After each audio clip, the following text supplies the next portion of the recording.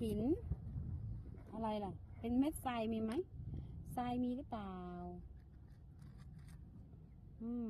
อันนี้หินค่ะพูดสิหินเม็ดทรายอยู่ไหนหรือเม็ดทรายนี่ไงเม็ดทรายอันนี้อืม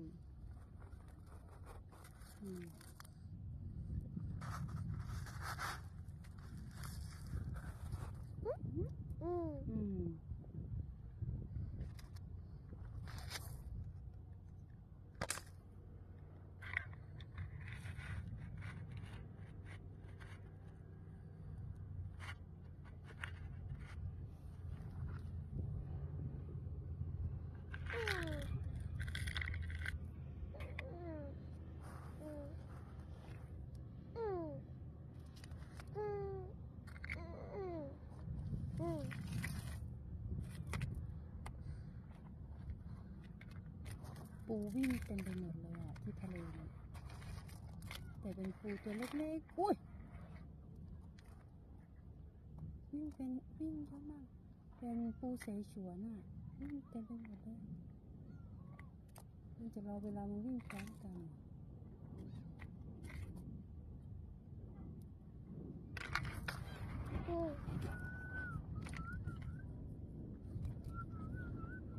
อุ้ยนกบินผ่านอุ้ยลมแรงมากเลยลูกนกมันบินผ่านนกตัวใหญ่มากดูสิ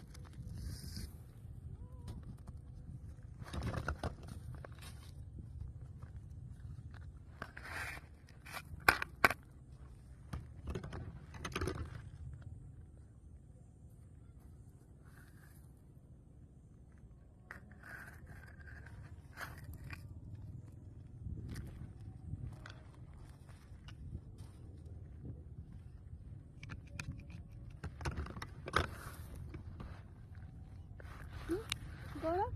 go, go, go,